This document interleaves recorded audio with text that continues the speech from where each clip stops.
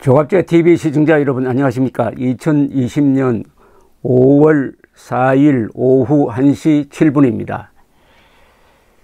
김정은 건강 이상설을 두고 여러 전문가들, 탈북자 등이 논평을 했는데, 태영호 미래통합당 강남갑 당선인의 논평은 상당히 읽을 맛이 있었습니다. 왜냐하면 북한을 평가하는 하나의 논리와 어떻게 보면 시각을 제공한 덕분이었습니다.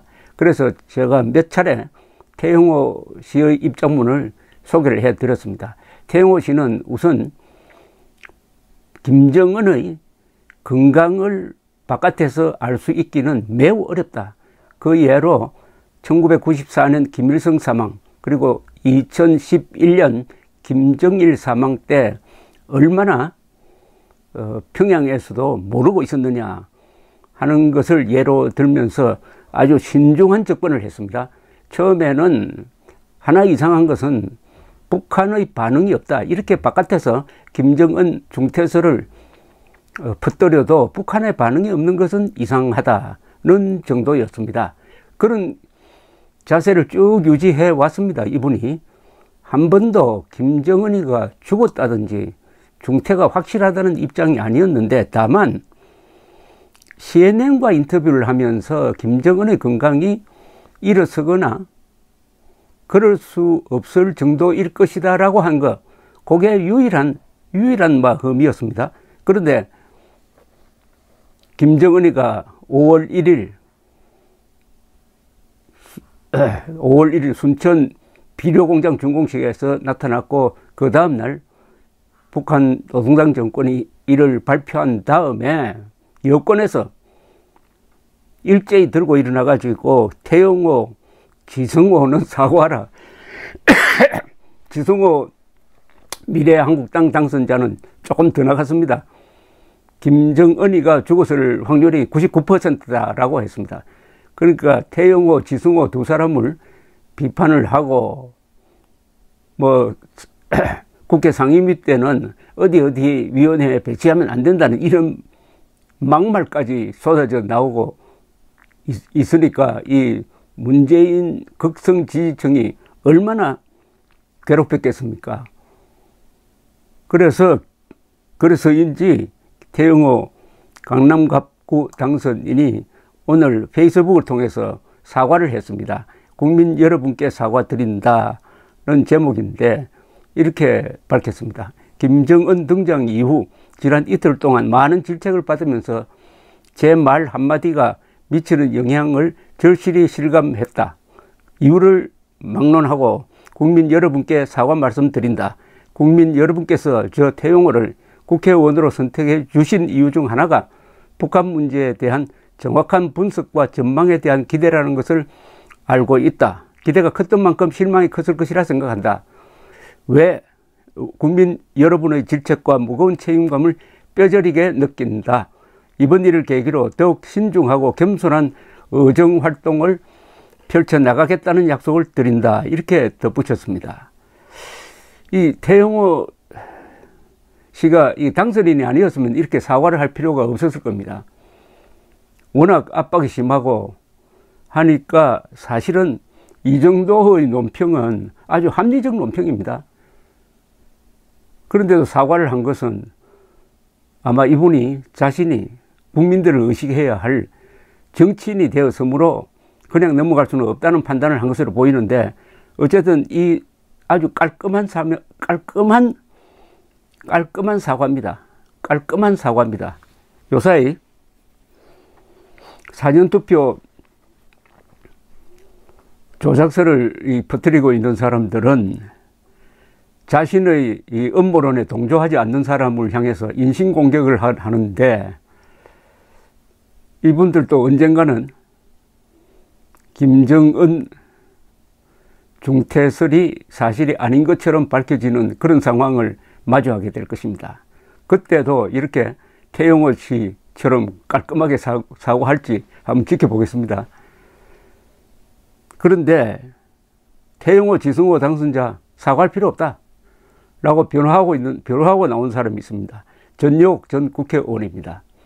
또 이분의 이야기를 들어보면은 지성호, 태영호 씨를 사과하라고 압박하는 세력은 그동안에 뭘 했느냐 하는 것을 실감 있게 알 수 있게 되어 있습니다. 전역 씨는 KBS 도쿄 특파원 출신인데 글을 아주 날카롭게 유머러스하게 써서 아주 재미가 있습니다. 이 글은 그냥 사망설이 세게 돌았던 김정은이 깍꿍하고 나타났네요. 그 대단한 지 할애비 생일도 몸보신 위해서는 뛰어넘으면서 백두혈통은 줄창 팔아먹는 싸가지 없는 불효 손자 인정을 했습니다. 김정은이 죽지 않고 살아온 것을 돌아가신 자기 아버지 살아온 것 못지않게 좋아하는 이들이 많네요. 민주당 박범계를 비롯해 청와대도 태영호와 지성호는 경거망동하지 말라고 얼음장을 다 놓네요. 거기다가 대깨문들과 문바 달좀들은 광화문 나가서 꽃을 흔들고 생환잔치라도 벌이기 일보 직전 같습니다.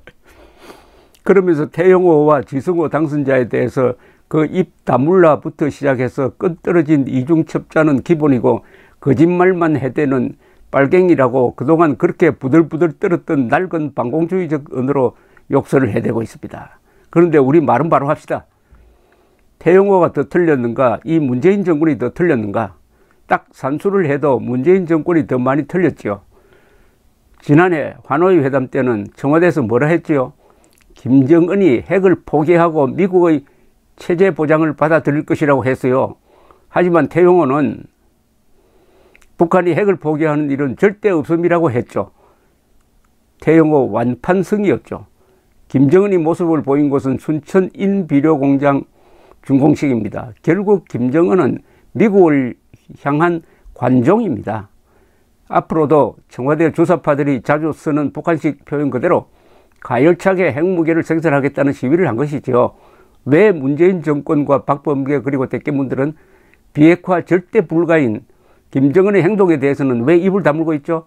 원자력 발전도 경기를 일으키며 탈원전으로 나라 경제에 말아먹은 자들이 왜 북한 핵 개발에 대해서는 이렇게 관대합니까?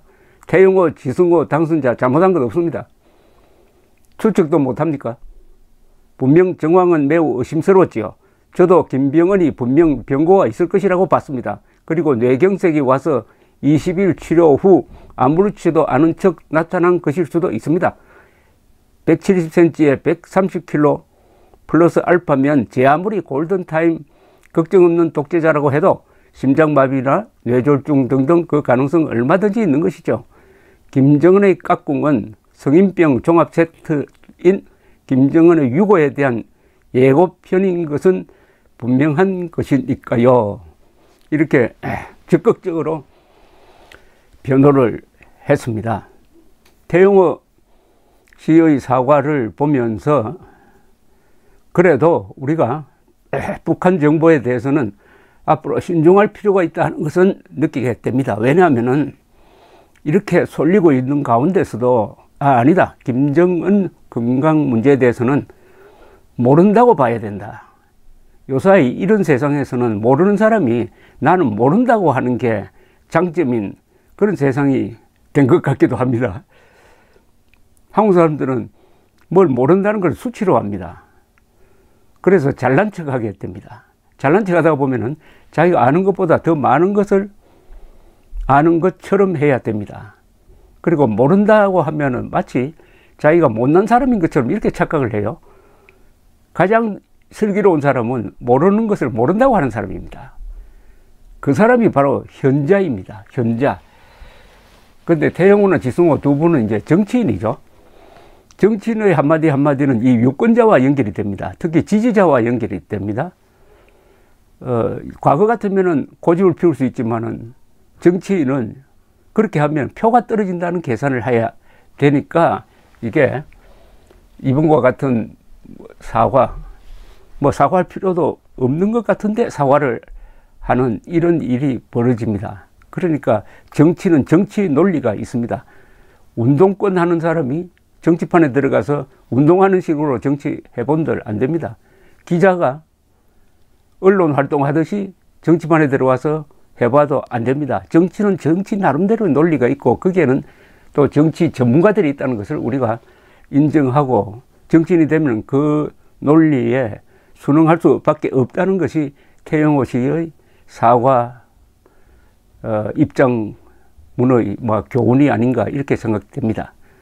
태영호 씨는 이번 이 사태에 굴하지 말고 계속 자신의 시각을 입장문을 통해서 밝혀줌으로써 우리 국민들이 북한을 이해하는 길잡이가 되어주시면 감사하겠습니다. 지난 총선에서 가장 큰 의미 있는 승리는 강남갑 주민들이 탈북민을 국회의원으로 뽑은 사실입니다. 감사합니다.